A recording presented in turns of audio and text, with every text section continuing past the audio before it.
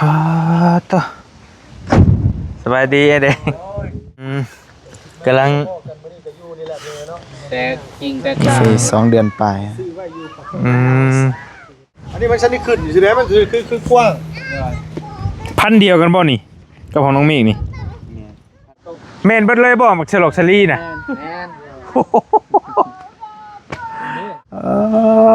ต่ออยู่งามเลยนี่พี่น้องเอ้ยไอ้สิบ่เห็นมันน้อยเนาะอันนี้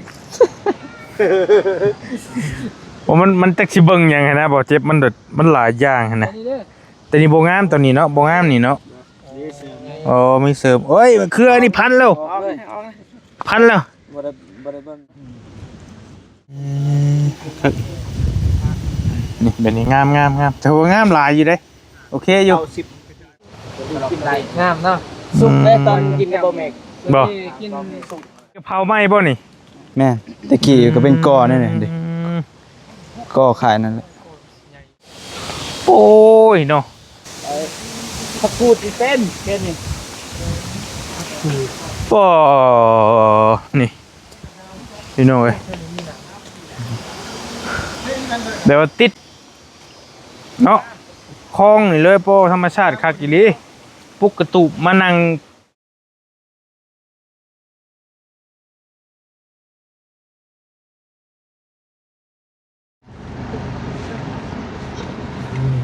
ปาด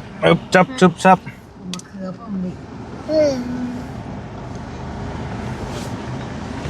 มาปลาบันนี้ลงโ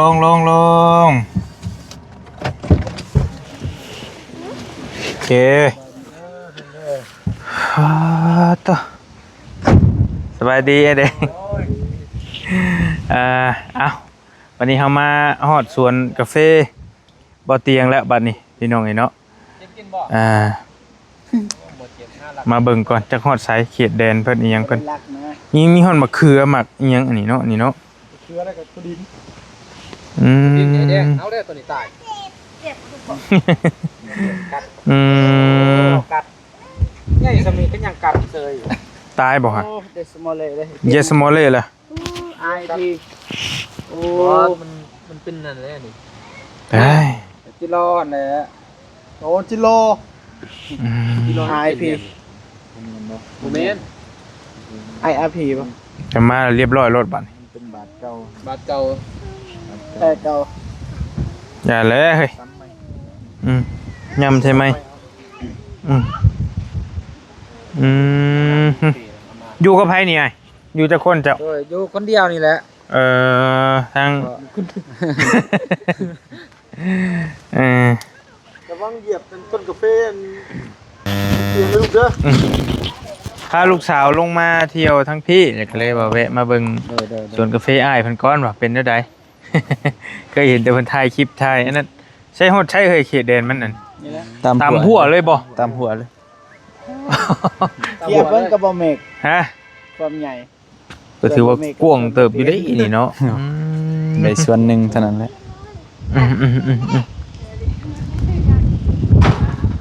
อันนี้ก็ตั้งปลูกบ่นี่แม่นมะเขือปลูกเสริมปลูกเก็บถั่วดินกินอะไรแม่นเอาเลยพอได้นี่ยังบ่ทันได้แก่คันมันแก่แล้วบ่รีเมื่อพอได้ตอนหั่นอันนี้ไอ้ปลูกเองตัวนี้โดยอ๋อเฮ้ยแต่ว่ามันก็เริ่มแล้วได้เริ่มใกล้แล้วนี่เริ่มใกล้สิออกแล้วนี่ฮะเริ่มดอกต้นเริ่มหมากแล้วกินโปรเจกต์บ่เมกใส่แบบธรรมชาติเลยบ่ได้ฉีดยุกฉีดยาหยังดอกม่วนเบิ่งตื่นตาเลยบ่ได้มาแต่หึงแล้วบ่เจ้ากะ2 ทิศเนาะ2 ทิศหึงเต็มแล้วเนาะอันนั้นแกได้สำเนาะกำลังแต่จริงแต่2 เดือนไป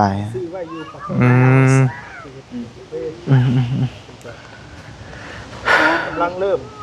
ควงอีหลีเดี๋ยวก่อนแป๊บนึงจะย่องมาแดดมาแล้วนี่ฝนเริ่มปล่อยอีกแล้วเนาะแล้วฮอด สบายดีเด้อสบายดีโดสบายดีไอ้เพิ่นเผาอยู่นี่เนาะ แม่น ไอ้เรามันเป็นช่างแต่ก็เป็นทั้งช่างเป็นทั้งหลายอย่างเป็นทุกอย่างนะว่าแล้วก็ได้ สร้างเฮ็ดเฮือนนี่ สร้างเฮ็ดเฮือนนี่แหละสร้างเฮ็ดเฮือนช่วยเรือเฮ็ดเฮือนช่วยเรือเฮานี่แหละแล้วก็วันนี้ไอ้เตียงหาเรามาเฝ้าสวนให้นะเบิ่งแย่งซอยกันนี่แหละ อยู่จักคนนี่ อยู่คนเดียวแล้วมีเอื้อยกับเมื่อเลยกับเมื่อลูกกาตอนเราช่วงนี้ฝนตกเลยอาจจะมาเผาอยู่นี้ โดยังไงก็มาเผาอยู่นี่ตอนนี้อยู่ผู้เดียวก่อนเนาะ โดย สัญญาณได้อยู่บ่ติตี้อยู่นี่บ่ บัดใดบัดบ่ บ้านใดบัดได้บัดบ่ อืม บัดได้แน่บัดบ่ได้แน่ เติบหนึงอยู่ได้เราเห็นเนาะอันนี้คือมันเป็นได้ชื่อได้นี่นะ ตาหา ตาหา ไอ้ตาครึ่งบ่ ประมาณอืมคันว่ามันขึ้นซ้ำของน้องเมฆแล้วนั่นมืดแม่นบ่มืดเบิดเลยแถวนี้น่ะ อันนี้รอเบิ่งมันนี่มืดคือกันนั่นแหละ มันสิเป็นแบบนี้แม่นบ่ประมาณนี้แม่นบ่คันหลายปีแม่นบ่คนละพันบ่อ๋อเออ แต่ว่าตัวนี้นี่มันสิบ่ขึ้นสูงคือตัวนั้นแม่นบ่บ่ขึ้นสูงคือซ้ำสูงสุดกันเลยของเมฆนั่นนี่แหละ ซ้ำนี่เลยชีวิตหัวมันนึง วิดหัวนั่นนึง โดย ก็ป้ามันเดี่ยวเด้กันบ่ได้ไปแล้ว กันป้าสูงก็สูง แต่บ่มีใบแล้วเดี่ยวไปเลยบ่มีหอนงานน่ะ โดย อ๋อ มันสิแล่นไปเรื่อย ล่ำจะซื้อเลยละลายปลาละปี โดย นี่มันใบแล้วซ้ำนี่ละใบ มีความสุขอะไร คือที่อยากอยู่อยากได้บรรยากาศอยู่พี่แล้วเบิ่งชงแล้ว อยู่นี่มีแต่หนาวได้ เย็นมาก โดย อันตอนนี้ก็มีอะไรกาแฟแล้วนี่กันเนาะอ๋อ เขียนนี่มีแต่กาแฟ งามเลยตัวนี้พี่น้องเอ้ย ความห่างเท่าไหร่ทางของบ่เตียง เม็ดหา แม่น50 โดยเม็ดหาพุ่น คุ เม็ ณ ด แม่ หา หา คุณไม่หาคุณไม่หาคือกับพอดีแล้ว แต่ของน้องเมฆที่พูดของน้องเมฆเนี่ย มันนึง อัน คุณ นี้ แม่ ก็จ หา อดเด้นี่จอด ไปมารอเบิ่งบัดนี้ ซ้ำนี่ก็จอด จอดไม่หา แล้วมันสิให้กลัวพ่อน้อย อันนี้มันชั้นที่ขึ้นอยู่ใช่ไหมมันคือกว้าง พันเดียวกันบ่นี่กับของน้องเมฆนี่ พันงานยาวเพิ่นก็ตัวเพิ่นแล้วของเฮาน่ะมันสิป่นได้ ถือว่างามบ่นี่ มันไม่ผสมประสานบ่ งามแม่นบ่ สุดสมัยแล้ว งามบ่ถือว่างามบ่นี่ โอ้สุดแน่นี่ ว่าต้องถามผู้เคยปลูกหั่นนะว่ามัน เตียงยิ้มได้นะ ไอ้เตียงยิ้มได้บ่ ยิ้มได้แล้ว อืม ก็บอกว่าหาเดือนมาทีนึงจะตื่นแต่นี่ก็เราก็เบิ่งโอ้เราเบิ่งนี่ก็ คักแล้ว ยิ้มหน้ามานี่ พันยานี่ยังบ่ทันได้พอเสียได้สำนี่เนาะมัน ยังบ่ทันปานใดยังบ่ทันปานใด เสียแล้วที่ ปุ่นเสียแล้วเรื่องปุ่นแล้วเวลาปุ่นบ่เศร้าตก แม่นเบิดเลยบ่มักฉลอกฉลีน่ะ แม่น พุ่นเลยฮอดพุ่นเลย มาจับนี่แหละ อันรอห้องหั่นเลยนะแม่นบอกความหมายว่า แม่นเลย ป้าตะนี่ได้มาเนี่ยเป็นเด้มาเกลือหมุนเนาะมึกไปยังเสีย มะเขือกันเริ่มเป็นมักแตงก็มี แป้งมีแต่เครือไอ้แดง จังได๋มันบ่มา หิวงามเลยนี่พี่น้องเอ้ย ไอ้สิบ่เห็นมันน้อยเนาะเบิ่งกล้อง กระดอกเต็มอยู่ครับมาบ่มี งาม มัน งาม จะเป็น ตายได้ลูกคงตาย บ่ผลดีโพดมันก็เลยบ่เป็นมากมัน นี่กล้องจับไปเบิ่งนี่ตานี่ ว่ามันจักสิเบิ่งหยังหั้นนะบ่เจ็บมันหลายอย่างหั้นนะ นี่เด้อ แต่นี่บ่งามตัวนี้เนาะบ่งามนี่เนาะอ๋อมีเสริมโอ้ยมะเขือนี่พันแล้ว เอาเลยเอาเลย พันแล้ว บ่ได้เบิ่งเพิ่นซอยแน่ ท่านใหญ่อันนี้ นี่แบบมีประโยชน์ เพิ่นพันแล้วพันคอแล้วหั่น อย่างน้อย ไอ้แดงเบิ่งหน้าอยู่ มันหลายต้นให้บ่ติแล้วจักสิแม่นอันใดอันจ้ะ นี่ก่อนวะ ฮะ ให้เรานี่ก่อนสิจับเอา ลองบ่ อันนี้คือ ธรรมศาสตร์เลย คิดดอกไปตรงเลย ลุง โอ้ย ได้แล้ว โอ้ ว่านั่นเสียงเจ้าดอกนั่นน่ะโอ้ยต้องคอยว่าสั่นอยู่แต่กับมันก็ยังตึงอยู่นะ บ่ถึงยังบัดนี่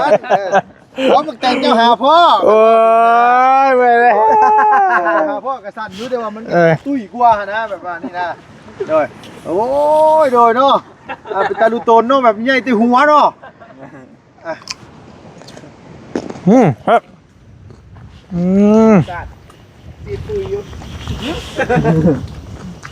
มาใครปุยวะว่าเจ็บเนี่ย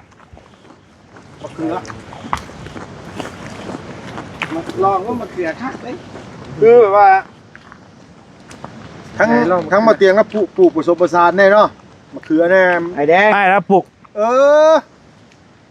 ไอ้แล้วเสริม คือถั่วดินนี่ยังนี่ไอ้เอาเสริมหรอ ของเราเสริม รายได้เสริมเลยไอ้ที่ลองยากกันกาแฟ โรยกาแฟ โอ้เป็นละพอคนเขาบอกว่าแซ่บเนี่ยเป็นแบบนี้นะไอ้แดงเน่าแล้ว รักแล้วแซ่บ โอ้ไอ้เอ้ยนี่บอลอันนั้นมันหลุดโอ้ก็ใหญ่ไปไหนแต่ว่าได้หมักงามเนาะ จับโดยหนึ่งกันสื่อนะ หลุดครับ มันหลุด มะเขือแล้วนี่ จะได้ดิ เป็นมากเลย หวานเนาะนี่เนาะ มา เหลืองงาม กินก่อน ไม่ได้มีหรอกเลย เกลือเป็นเด้อเด้อโอ้ไฟฟูเขาไม่มี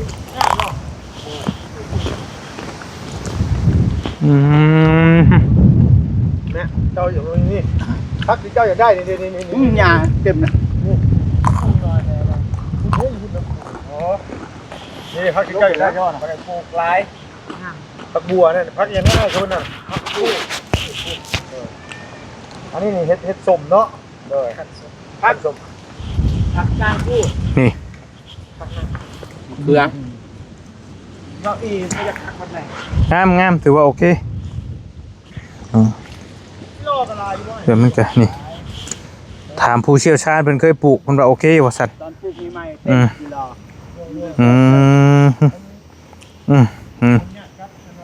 มีถั่วดิน มีกาแฟ ลาเตอร์ หลายได้นี่ถั่วดินแต่ว่าก็กว้างพอสมควรพี่น้องเนาะอันจากต้นทั้งเบิดนี่น้องเมฆปลูก ตอนนี้ประมาณ 6,000 ต้น พันต้น ลองได้บ้างต้น1-2 โล 6,000 612 กะ12,000 โล ต้น2 12,000 โล ไรเงินมันเนี่ย เมื่อ12ต้น คูณแค่3,000ขึ้นไป10,000กิโลเนี่ยคูณไป20 เท่า 12ต้นอะไรเลยนะ ตัวหนึงชาวปลาล้าน ต่อไปล้าน โดยตัวละ3ล้านอันซะอะไรนั้น 10ต้นก็200 200 ล้าน ประมาณปีแรกนี่ก็ประมาณเกือบ300 ปีที่2เนาะ จะพูด เบิ่งตัวจริงก่อนพี่น้องเนาะ เบิ่งตัวจริงเอาบ่เท่าไรคันเบิ่งตัวจริงเนี่ยเท่าไรบ่เท่าไรมันยังไม่เหรอ แม่น กับประมาณ24ล้านกว่าไม่มัน240ล้าน ตีไป200 ล้านซะต่ำๆเลยค่าค่าพุ่นค่าปุ๋ย ด้วย โอ้ยเขาพูดหมดแล้วหมดแต่2อ่ะ แม่นบ่ สำหรับยังใส่ ใช่หลายแม่นบ่ ใช่หลายก็ ใส่ร้านซึ่งเขาจ้างหมดเลย แม่นมันจ้างคนจ้างหยังอีก ด้วย เฮาเว้าเรื่องรายรับอย่างเดียวมันคือว่าได้หลาย แม่น ต้องมาจ้าง ว่ายังกีฬานี่ต้องหาปีเพื่อสิได้ทุนเพื่อสิได้เห็นบวกกำไร ตัวนี้งามได้นี่เนาะตัวนี้เนาะโอ้ งามเบิด กระโบเบิดเนาะ ตัวกีฬามันก็มีนี่เห็นบ่แยงๆนี่เห็นบ่ ตัวนี้ซ้ำไหม ได้ไหมตึง อันนี้นี่ประมาณจักปีนี่กาแฟนี่ 30ปลาย 30 ปลายปี เกิดมากก็เห็น โดยเพิ่นได้เงินบ่ง่ายเลยนั่นนี่เนาะ แล้ว30ปลาย มันก็ทนพอมันเนาะ ทนแบบ แต่ความหมาย นี่เวลายามมันสุกมีสัตว์ยังกันกินเบาขออนุญาตถาม นู โน ย หนูเจียอีเห็นนี่บ่มีบ่อีเห็น เห็นมันดับไปแล้ว โอ้ ตะกี้เห็นลายอยู่หรอกมันยังเป็นดง เนาะที่ว่าเพิ่นกาแฟขี้เห็นนะ เอาเห็นหัวหน้าเห็นครั้งนี้บ่ทันเสียหยัง อันนี้บ่ทันเสียหญ้าแล้วทั้งนี้เด้อเสียหญ้าถ้าบ่เป็นคนทำงานเป็นกาแฟได้พี่น้องเอ้ย เนี่ย เนี่ย แต่ว่าต้นในแบบนี้นี่เจ้าต้องกาแฟแหละตัวใดมีหญ้ากาแฟมันงามนะ บ่เมกจักเดือนบ่ได้เสียหยัง 3 ทิศ 3ทิศนี่ใหญ่กว่ากาแฟละ สบายเนี่ยก็ว่าง่ายกินนอนก็บ่ใหญ่ว่าได้อันนี้จะว่าบ่มีตกปุ๊บมัน สมควรเนาะแต่ว่าเฮาเบิ่งนี่ยังบ่ทันเห็นภาพปานใดเพราะว่ามันยังมีหญ้าแล้วก็กาแฟเฮามันยังน้อยอยู่ต้องให้กาแฟมันขึ้นซ้ำอันคือคำซ้ำของน้องเมฆนี่เฮาสิเห็นภาพแบบว่า มันเป็นแถวปลูกเป็นแถวแล้วว่ะ เด้อ เลี้ยงกันข้างนี้ได้อนี่เนาะมันสิเป็นแถวงามกว่าแบบนี้ 5เดือนก็เห็นแล้ว โดยถือว่าโอเคอยู่พื้นที่ก็ถือว่ากว้างขวางพี่น้องนี่เนาะ เด้ย่างคันคนแบบว่าบ่มีแฮงนี่ย่างก็เติบนึงอยู่เพื่อสิฮอบนี่กะป๊าดตะงามคักว่าโอเคเลยนะนี่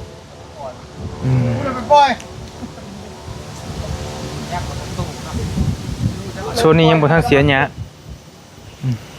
ให้เพิ่นมาเสียหญ้าอยู่แต่ว่ามันเสียบ่ได้ฝนมันตกมา 6-7 มื้อแล้ว หากระเดดนี่ได้นี่เนาะความหมายว่าเนาะ หาก็มื้อนี้แหละ หากระเดดไว้นี่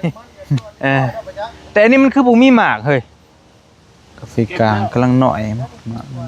กำลังแต่ว่าโบราณเนาะมันเริ่มจากเฮยจากพ่วงไปแล้วเนาะแล้วก็เนาะไม่นี่พี่น้องเอ้ยเป็นอยู่แต่เป็นโบราณเด้แล้วก็บ่งามพร้อมมันหลายปีเลยดิเอา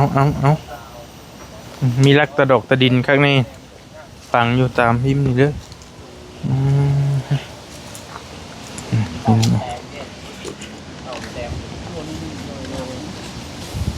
บ่งามหรือว่าซ้ำกำลังซ้ำหมดนี่คันงามนี่สิเป็นแบบนี้บ่รีเบิ่ง เด้อ นี่งามนี่ งามแล้ว นี่แบบนี้งามแต่ว่างามหลายอยู่เด้โอเคอยู่โดย มัน90 แต่ว่าความหมายว่าเฮามาแล้วเฮาเห็นแต่หญ้ามันปนหญ้าแล้วมันคือว่าบ่ปานใดแต่คันมันแปลนไปเลยนี่ก็โอเคอยู่หลายอยู่คักกาแฟนี่ก็ได้ ไปยูทูบบนเจ้าหน้าที่บ้านของกาแฟเพิ่นรับจ้าง ได้มาเสีย โล 3,000 โล 3,000มาเก็บรถ แม่วันนี้น่ะ โล 3,000ติเฮ้ย โล 3,000 โดย 3,000โดยกันเองก็บ่5บ่6บ่ กัน รุดเห็นไหม กันเองแห่งลดให้อีก 2,000 รุดกันเอง ซอยต่างซอยบ่ ตั้งซอย ต่างซอยอีกสิว่าอีก ฟ้าระเบิด เฮ้ยอย่าว่าซั่น แม่นดีเด้อฟ้าระเบิด นะ น้ำแตก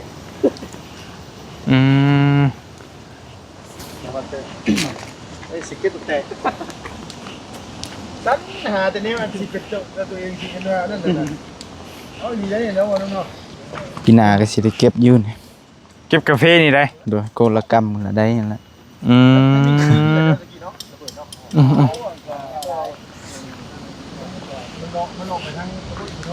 ได้จัก10ชาวโลก็เอาก่อนปีหน้ากันเอาตื่มกันได้จะได้ เดือนนะนะ ปี2พุ่นแหละยังสิซ้ำของเฮาน่ะ แต่ก็ถือว่าโอเคเลยแต่แบบนี้ระบบของเจ้าปลูกถึงพิษกะ แบบนี้แหละ ประมาณนี้แล้วติ ขี้หลายกว่านี้ กี่ไร่กูนี่อีก จนบ่คิดว่ามันสินี่นะจนมาปีป้ายแหละจังรู้สึกว่ามันก็โอเคอยู่นะ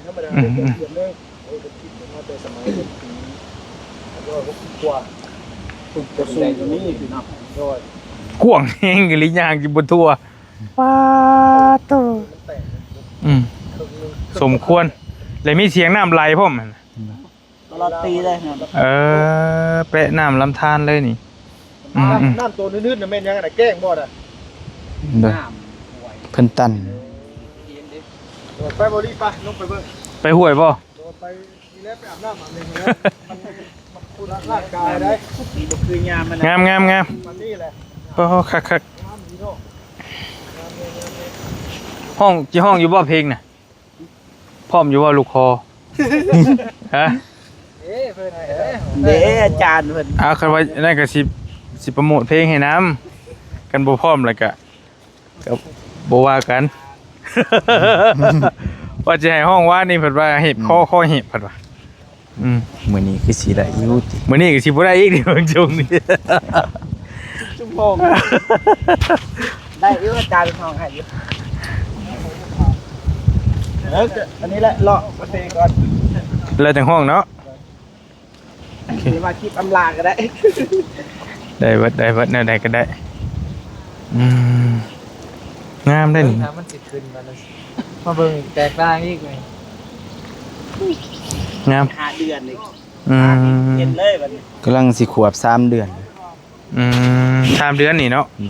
แต่ว่าปลูกแรกๆมันนิดหน่อยเองนะสำหรับอันนี้สิมันน้อย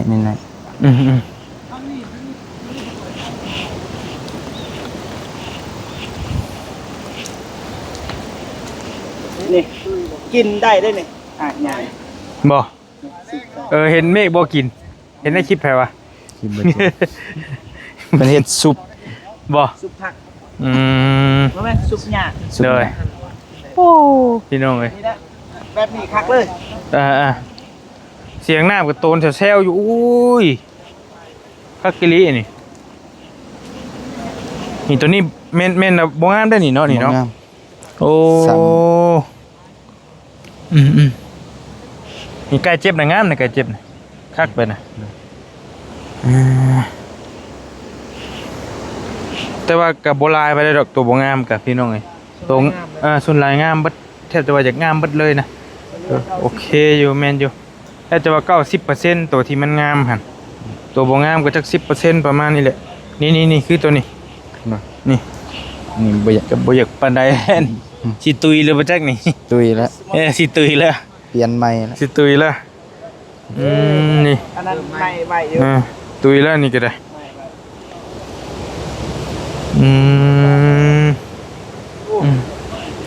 เสียงมันดับตก มานี่ก็เสียงน้ำไหลเนาะเสียงน้ำไหลโอ้ติดแม่น้ำเลยนี่โอ้คักจังดีเป็นน้ำตกเลยน่ะเนาะนี่น่ะเนาะตามหัวแหละลุงเอ้ย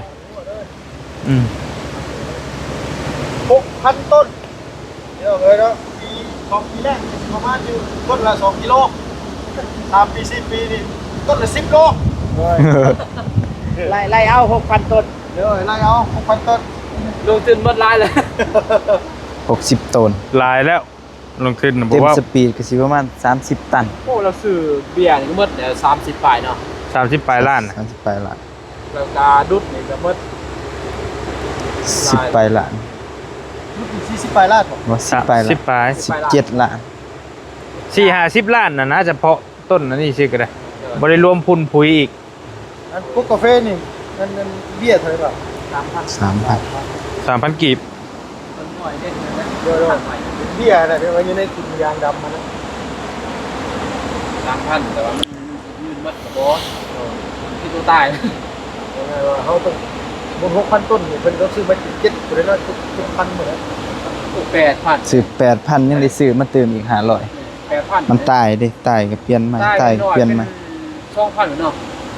เป็นพันปลาย ตาย2,000แต่ทราบมันใหญ่กับประมาณนั้นแหละ ประมาณอีก5 เดือนมาเยี่ยมมึงเทื่อนึงกับพี่ได้เรื่องเข้าเด้ เด้อ เอาเลยเนาะ เริ่มต่างแล้ว ได้ ยิ่ง ได้เสียง ปีซะหน้าหนาวนะ ยิ่งฝนตกเลย เย็นๆมันสิขึ้น ใครบ่เห็นได้ซื้อตอนปลูก โดย มันบ่มีฝนเลย ตอนโกนพวกเรา นอนบ่หลับเลยเราบ่อยู่เลย ปะดอกมือคือสีเห็มๆบ่เฮ้ย สีฮ้อนๆได้นี่ได้งามมีโลเนาะ งามเริ่มงามคักแล้วนี่เตะสิได้เบิดอยู่ซุมนี่หิมบีให้งาม สื่อทางพีเอสบ้านจะกี่5 คน เล่นมันยังไปยังกินเลย มาสิเด้ อยู่ใช้หมองจะว่าเพิ่นจะขายน่ะฮะอันนี้บ่ ตายแจ้งคุณกับทาย พอดีติดเตียงเลย จักอยู่บ่เขตแดนมัน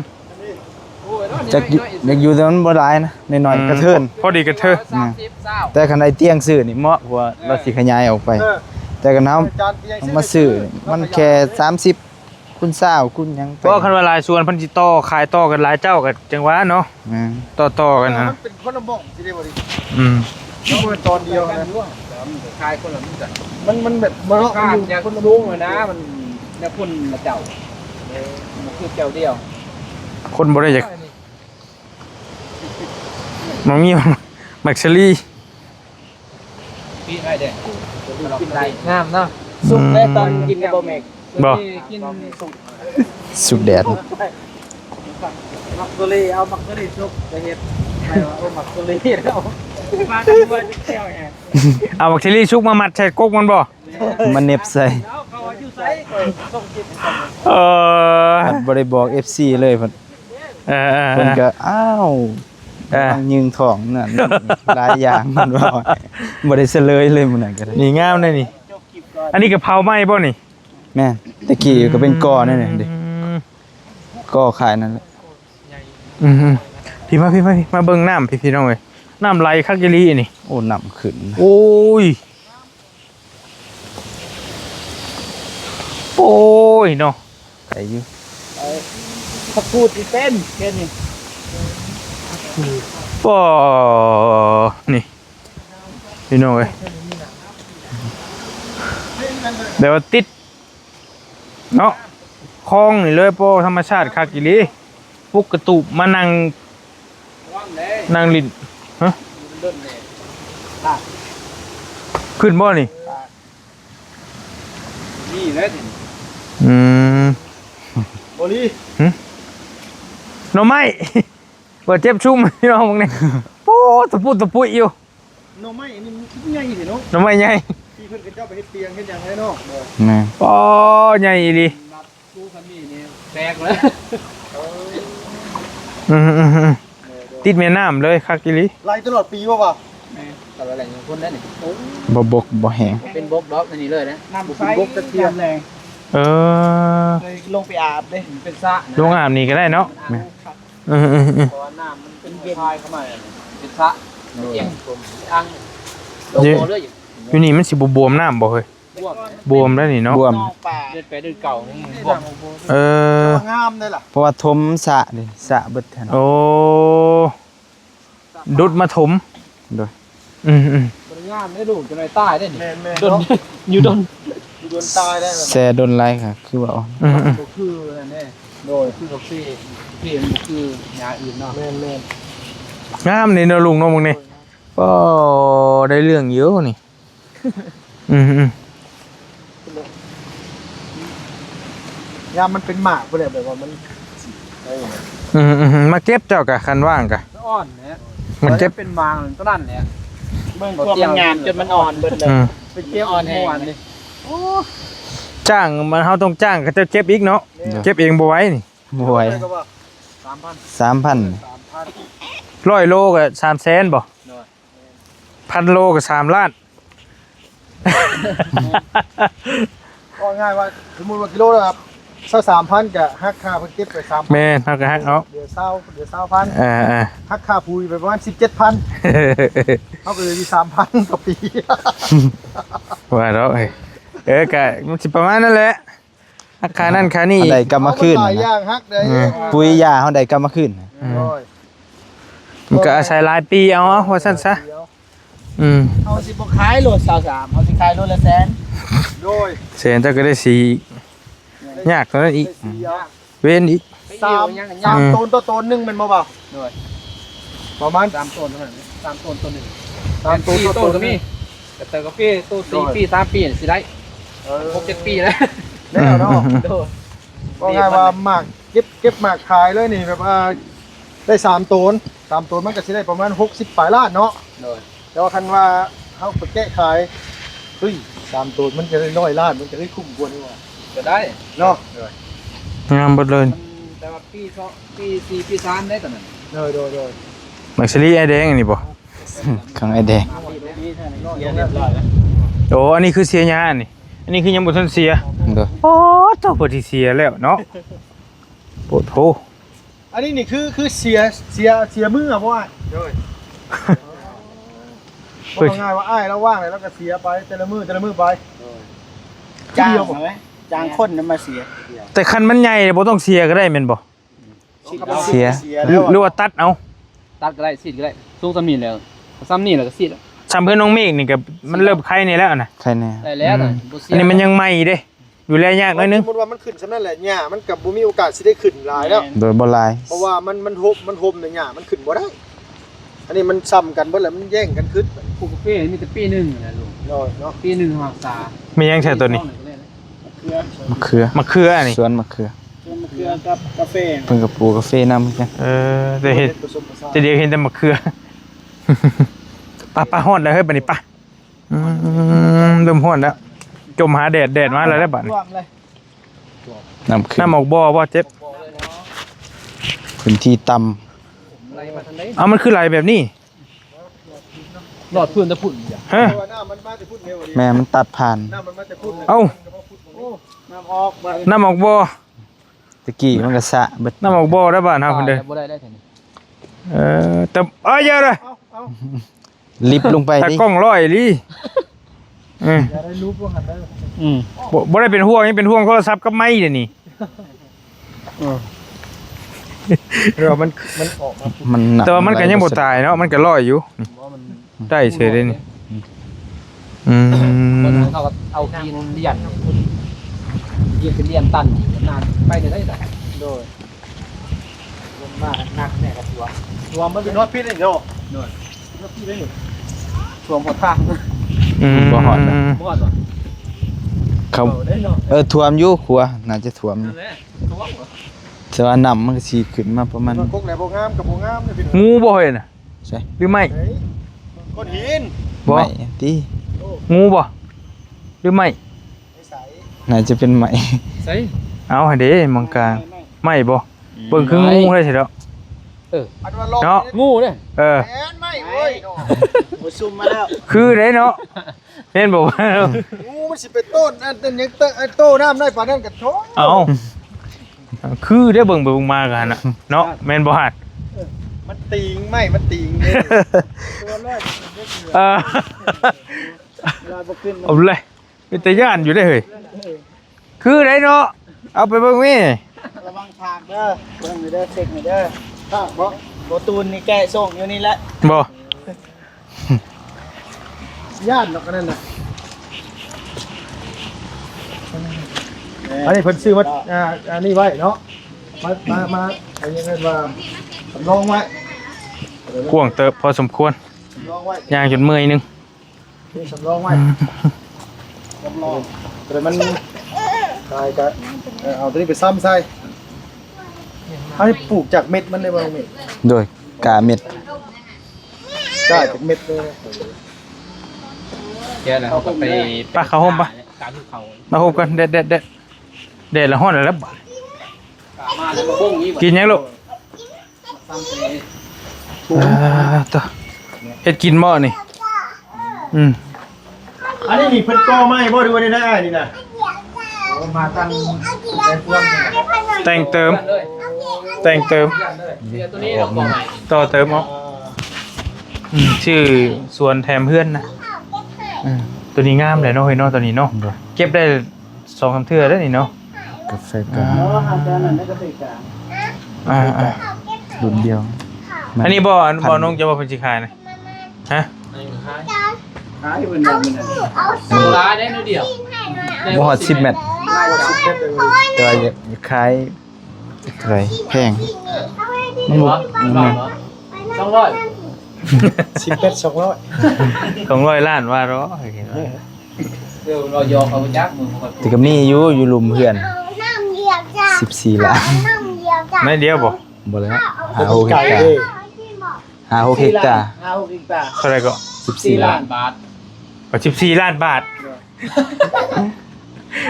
คือว่า14ล้านกีบนะ ติดทางเลย6 มันกว้างเนาะขายสมมุติว่าขายได้ปีจักล้านประมาณน่ะ เฮ็ดสวนบ่ เป็นกาแฟเบิดเลยน่ะ แต่ตอนนั้นมันบ่แม่นบ่ทันเป็นกาแฟดีเนาะ แม่ บ่ยาเฮาว่าพื้นเฮาสิปลูกอะนะ เลยเรามัน2-3ตึก ต่อปี แต่ว่าอยู่ที่เฮาดูแลอีก นะ อืม ลายก็ดูแลละ ดีกว่าไปหาซื้อก็มีกาแฟแล้วหั่นแพงกว่ายาเนาะ ป่ะโอเคพี่น้องก็ประมาณนี้แหละมาชม